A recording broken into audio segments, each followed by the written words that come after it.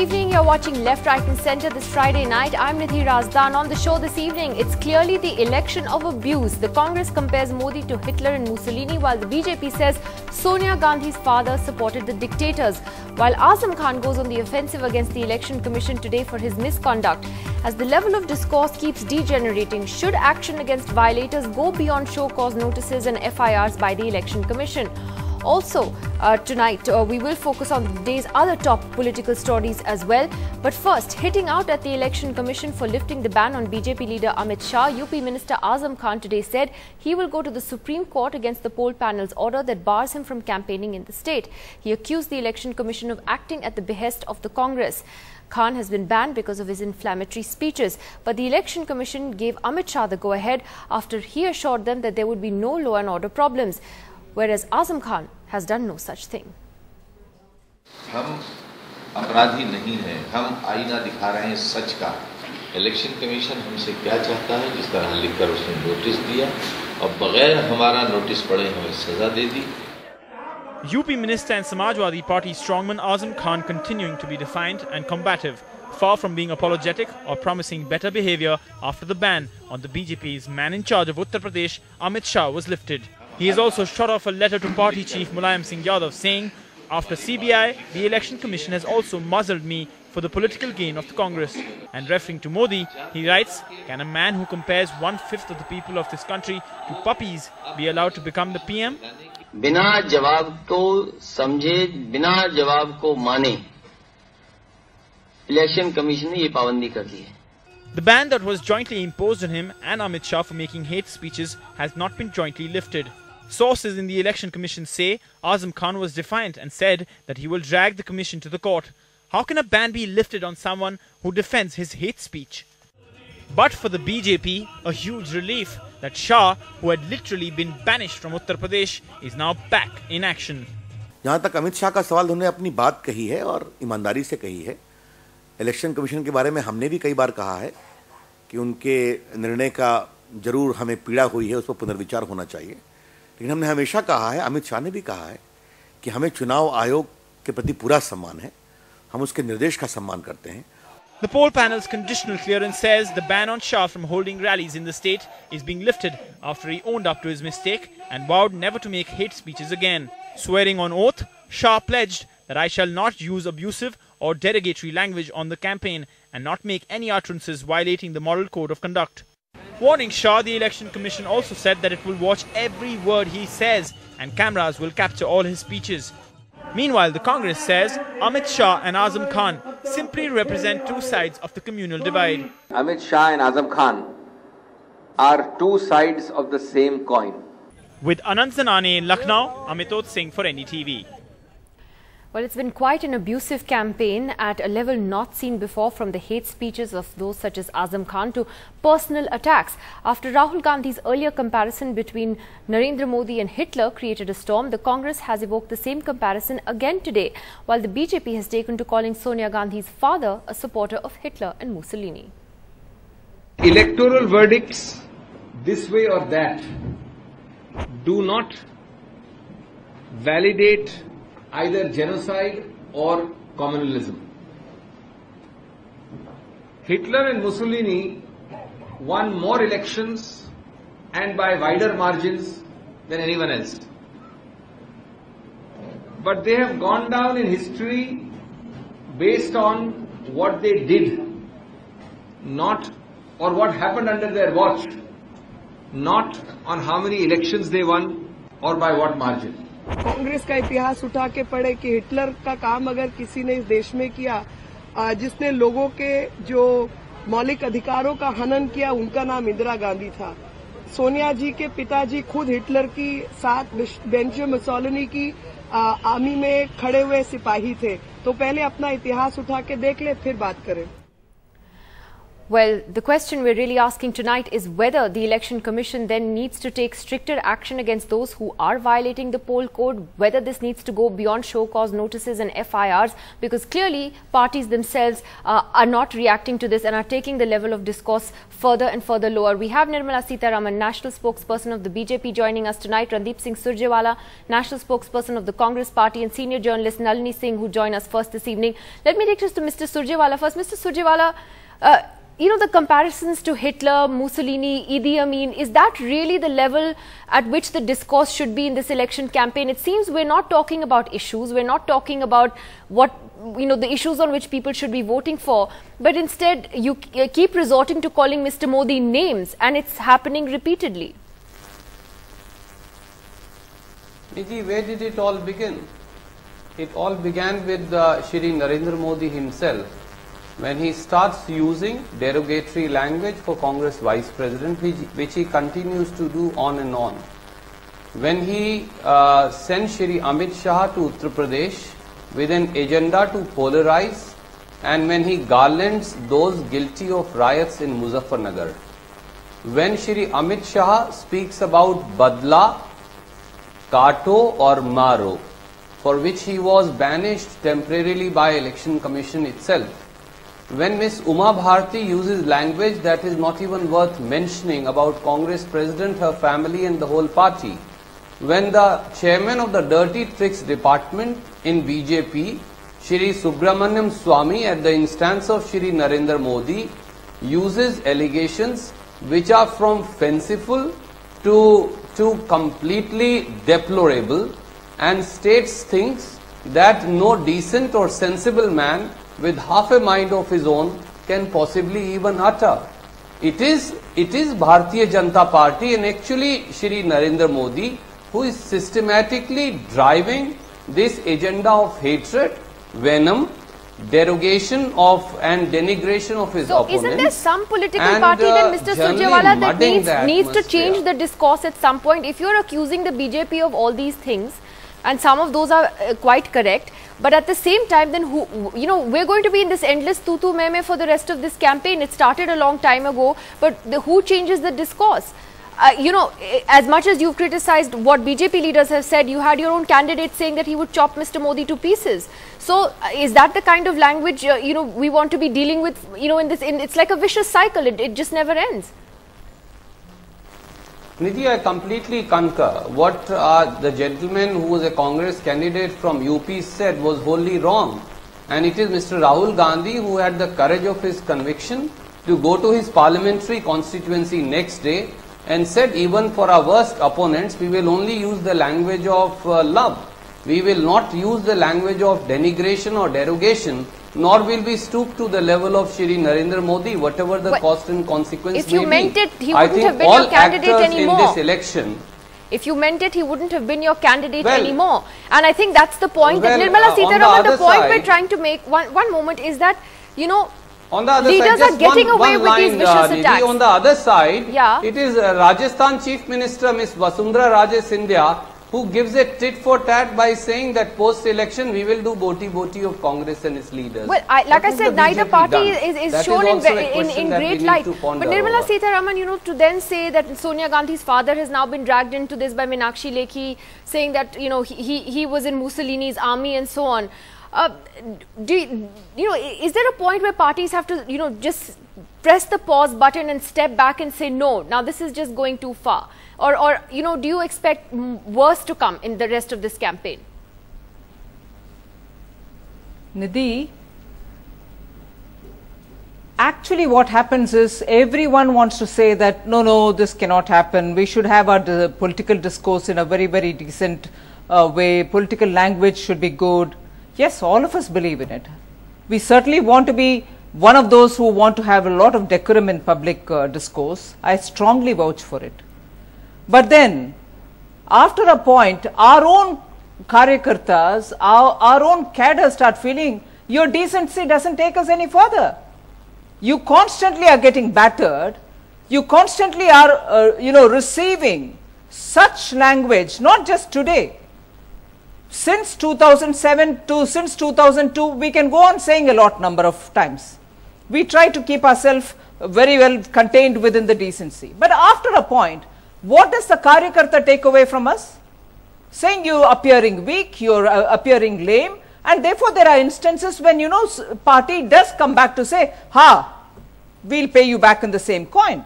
Whether you like it or not, that's the reality. But the fact remains, but not just in terms of the language that is being used, the kind of references that are being made, when there are questions of serious failure in governance, you don't answer any of them. You constantly digress from the main issue because you have nothing to answer. And then you then come back to us saying, oh, there we go. BJP wants to polarize. BJP wants to do this. BJP wants to do that. If only the Congress goes to introspect. Let's for even a minute agree and take it for granted that somebody has said something bad. Why is the Congress unable to restore some kind of honorable debate? But would you concede that, you know, saying something about, Sonia Gandhi's father all around, not just, I'm not just asking about, bad language, or there was a BJP MLA who used very derogatory language about Sonia Gandhi and, and sending her back to Italy, a BJP MLA from Rajasthan. Would you say that's regretful? I know you're saying that you have to pay people back in the same coin, but like I asked the Congress, where do you take a step back and say, no, we need to raise the level of discourse? With due respect, Nidhi, since you are so emphatic on these points, even here I would want you to have a level playing field. Let us not give the feeling that when Mrs. Sonia Gandhi is being asked something or her father is being spoken like this, we have to be, we have to be careful. I wish the same sense of outrage prevails when names are being attributed to Mr. Modi. I began with that. I began with asking Mr. Surjewala, why do you keep comparing him to dictators and doing this name calling? Because they keep doing it. So, Nidhi, it's not about Sonia Gandhi's father, it's about everybody. It is. So I began with Mr. Modi. Yes, Nidhi. Therefore, this whole debate always gets into this tu me when we are trying to talk about some leaders and the Congress party, instead of receiving it as a, return gift, sometimes get outraged when it is their first family. What I'm trying to tell you here is, instead if they are periodically telling us about the wonderful good governance that they've done 10 years and very clearly project the BJP as the only one who's offending in this, they would get a browning point. That's not happening. And therefore here I want to just say that let us be very clear that the answers are for the Congress to give on their failure in governance. Deflecting from the topic does not help. Assume that the BJP is deflecting. Why is the Congress not going to the core issues? They're not willing to talk about governance. They're not willing to talk about the price rise. They're not willing to talk about the corruption. Before I get a Congress response to that, I also want to bring in the Samajwadi Party's Gaurav Bhatia, because Gaurav, the Election Commission has not been spared either in this high decibel campaign, which has seen Mamata Banerjee accuse them of political vendetta. Now Mr. Azam Khan is saying that they're working at the behest of the Congress. I mean, this is one institution, one of the few institutions in this country that is still respected by people, and that is the Election Commission. What is Mr. Azam Khan's problem? My simple question is, why can't he just apologize to the EC and give them an assurance the way Amit Shah has done for what it's worth, and say, look, I will not make inflammatory speeches, I will not do this again, there will not be any law and order problem. The EC is saying he's not giving that assurance and therefore they will continue to ban him. Why can't Mr. Azam Khan do that?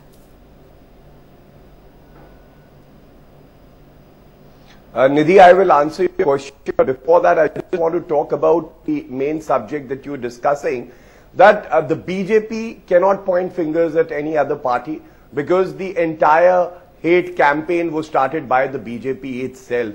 Just look at what Mr. Amit Shah did when he went to Bijdor. He was addressing a crowd and he said that how can you actually support people and those people who have targeted your ladies and who have insulted your ladies. He was referring to the minority community. Mr. Narendra Modi is the prime ministerial candidate and we expect the highest standards from a prime ministerial candidate, but he calls names. He says कुत्ते का बच्चा अगर सामने आ जाता है car के तो दर्द होता है उसके मरने पे. Statements like these started the entire delegation of the election campaign. Now, most importantly, I feel that the BJP needs to introspect first. Mr. Amit Shah in the first place was reprimanded. To compare his statement to that of Mr. Azam Khan, let me tell you that when Mr. Amit Shah refers to taking revenge and he goes to sensitive areas like Muzaffarnagar, it is badly in the definition of a crime, section 153A of the Indian Penal Code, and also the Representation of People Act. People might not agree with him, but he wasn't inciting communal violence. So there lies the difference of Mr. Amit Shah has admitted his guilt in his reply to the Election Commission of India. He's already said that what he said is something that he should not have done, whereas our party leader has taken a different stand. He's entitled to pursue the legal remedies available to him. I think the media should not be passing judgments on the stand that he's taken. And also, Nidhi, please understand. We haven't passed the judgment. The Election Commission has. Commission of India, how they have been so arbitrary and partisan. I will just narrate to you that Amit Shah received a notice on the 7th and his reply was submitted on the 9th. There was no rush by the Election Commission of India to actually decide his representation because the order came out on the 11th. It was a formal order. Whereas for Mr. Azam Khan, the Election Commission of India was in a mad rush to pass one order so that they could balance, some sort of justice that okay, they were doing. Gaurav, we're just having a problem with your audio. I want to fix that and I want to come back to you because there are lots of questions to ask you on the issue of Azam Khan and the abuse of the Election Commission in particular. But Mr. Krishnamurthy, the former Chief Election Commissioner, is with us as well. So, we've seen the EC actually get very tough this time. At least in Azam Khan and Amit Shah's cases, they actually did something and went beyond show cause notices and said you can't campaign. The criticism of the Election Commission is that it is very arbitrary, that they don't do enough to crack down on people who make hate speeches and who make personal attacks, whereas the poll code clearly says that that shouldn't be happening. Does the EC need to do more, or does it have the inability to do more? Well, I think first I would like to say that the Indian political parties are quite frustrated in attacking each other. I would like them to do some introspection about the efficacy of these personal attacks, either of the political party personalities or the Election Commission. The people are more vigilant. As far as the Election Commission is concerned, it has been decent enough to permit the certain amount of freedom for the canvassing of the political parties. But I think it has reached a point when Election Commission has to act with the limited powers available under the Model Code of Conduct. It has really banned 2 persons. And if it is going to continue like the football game, they have to show yellow cards and red cards and see that if they are repeated, they must be banned for a longer period of time. I think the political parties should realize the wisdom of talking about the improvement in functioning of the government rather than attacking individuals in the Election Commission. As far as the Election Commission is concerned, we are quite used to the attacks. In 2004, when I was in the Election Commission, even earlier, all election commissioners have been attacked, but it doesn't really matter. As far as the Election Commission focus is concerned, is the free and fair elections, and only the people and the political parties will have to learn in course of time that this kind of personal attacks will not help them in the long run. But Mr. Krishnamurthy, the criticism is that the Election Commission is also very arbitrary and it's very subjective how the EC decides, who should be banned, who shouldn't be banned, which cases to take up. They don't necessarily take suo motu cognizance of everything. They often wait for a rival party to make a complaint. And there's a lot happening in this campaign which is at a level, honestly, that we haven't seen in other elections before, including the attacks on the Election Commission and, accusing it of bias, vendetta. There's a lot of name calling going on here in which the EC is a target also. Now, please understand that the Election Commission is a 3-member body of respected individuals known for their integrity. And I am sure that a lot of discussion, lot of debates, lot of interactions take place before they take any decision. And this is only the beginning. I am sure in course of time you will find much more. Only thing is the Model Code of Conduct doesn't have the power to punish any person except withdrawing the symbol or postponing the election. This cannot be done every time. But I am sure in course of time, the Model Code of Conduct will be given some kind of a legislative teeth to punish such people, either by disqualifying them or by imposing monetary penalties. it is high time that the Election Commission is given the importance that it deserves. Within the limited resources, I am glad that they have started acting little more strictly. There is no question of arbitrariness, because 3 members, they have they give a serious introspection. They do decide this. But as you said, importantly, sir, what the EC needs to be able to do is to actually punish those who violate the code. Nidhi, can I just please come in? Yes, Gaurav Bhatia's audio is back with us. Yes, Gaurav, and then I'll come to Nalini Singh. Yes. Yeah, and Nidhi, it is important. Every citizen has the highest respect for a constitutional body like the Election Commission of India. However, it is also expected out of Election Commission of India to adhere to the highest standards of fairness. And I'll just give 2 examples. For Beni Prasad Verma, they waited for 5 days before they passed the order. For Mr. Amit Shah, they waited for 2 days. In case of Mr. Amit Shah, they did not even wait for a few hours to read his reply and passed an order on the same day when he was expected to give a reply, and he had filed a reply. This is clearly in violation of natural justice. Now, second is that the 2 persons from different political parties were banned, whereas the comments of Mr. Beni Prasad Verma were very serious in nature and only displeasure was expressed. Why this double standard, which is very important? It doesn't take away the seriousness of what Mr. Azam Khan said, though. It doesn't take away the seriousness of what Mr. Azam Khan was saying. I mean, you've accused the Election Commission of being a Congress agent. Is that really what you should be doing? Can you deny that Azam Khan has made inflammatory and absolutely distasteful remarks in UP? Nidhi, I have just given you 2 examples.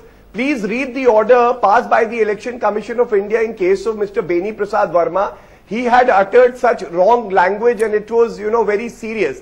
But then they say we express displeasure, they take 5 days to pass an order. In case of Mr. Azam Khan, within 3 hours they pass an order without even referring to his reply.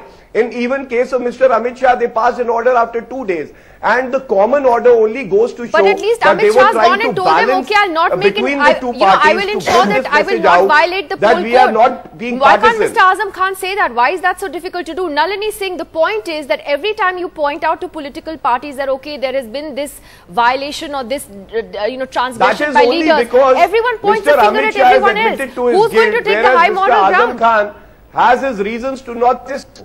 Okay, I'll come back to you on that, Gaurav. Yes, Nalini.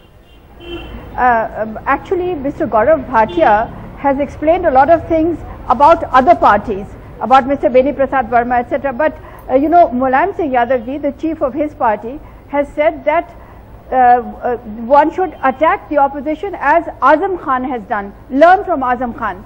So I think that one should not pull wool over one's own eyes either. They were talking about the department of dirty tricks. Actually, there is a department of wishful thinking in every one of these parties, which says that reputation gouging is the way to go ahead, because you gouge somebody's reputation and you make sure that they lose votes, and at the same time they think that your own votes will go up. So we already have so much intolerance in society. In politics, it is now reaching a peak. And with that, you have this lust for power. So such a deadly cocktail, and you're able to see the results. And I must say that Nirmala Sitharaman had a point when she said it started with development versus what other parties call redistribution of wealth to the poor. From there it went to communalism versus secularism. Now it has gone to non-inclusive way forward and the heart of India, the battle for heart of India. Euphemisms, because what people are really doing is bringing the communal agenda in, because it sells better than development does. So all parties, the undertone of almost everything is a communal agenda, or you will have then what Ajit Pawar did in Maharashtra about saying, I'll cut off your water. There are Aam Aadmi Party saying everybody is guilty until pronounced innocent. These are other strands. But I think the main strand is the battle between the major parties and then the regional parties who are major in their own areas. So in a sense, you're saying it's deliberate strategy. It works. If you oh, absolutely. And And I would say to you, Nidhi, just 1 second, look who is talking our land in terms of our elections. Hitler, Mussolini, Edwina Mountbatten, the father of Sonia Gandhi, all these people. Now, I must say that leaders of parties, Rahul Gandhi had said he'll never make it personal. But I'm not sure that by mentioning the wife and the affidavit, etc., of Narendra Modi, it wasn't made personal. So if you do this, you are just going to exacerbate and you will get a reply from the other side.